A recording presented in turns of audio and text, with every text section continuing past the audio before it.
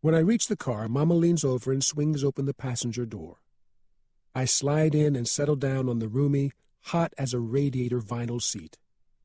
She's wearing one of her usual outfits, jeans and a cotton floral blouse, her cafe au lait skin glistening in the heat.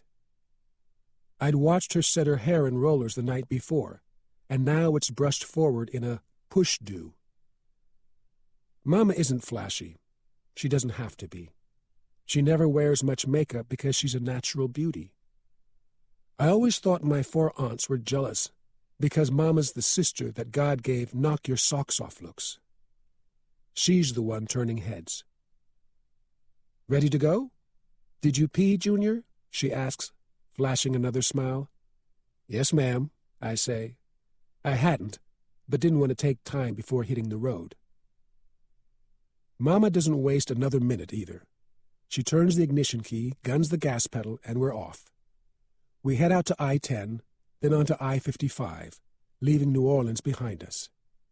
Once we are free from the city, she turns up the volume on the 8-track player in the dashboard and belts out the blues, singing along with ZZ Hill, Denise LaSalle, and Betty Wright. I don't join in, but quietly set the lyrics like an easy poem into my memory. I also know our route to Aunt May's by heart. We ride along a vast bridge called the Bonnie Carey Spillway that takes us across the murky waters of Lake Pontchartrain. I stretch my arm out the window and let the steamy breeze cup my palm. Even though I've never seen an ocean, I think this must be what one looks like. Water everywhere with no end in sight, big waves sloshing back and forth. "Mama," I say, spurred by a sudden sense of wariness, "just look at all that water." "Yeah, baby," she says. "Why don't it overflow and cover the bridge, Mama?" "Because, baby, God's got it in its banks. He's in control. He's in control of the water. He's in control of the sky, and the birds, and you, and me. And God is good, baby," she says. "God is good."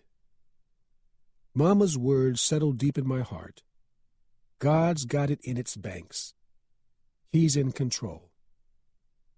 My fear disappears like so much dust in the breeze. Now I can settle back in the vinyl seat, feel the warm wind and sunshine pressing against my skin, and simply watch the world unfold.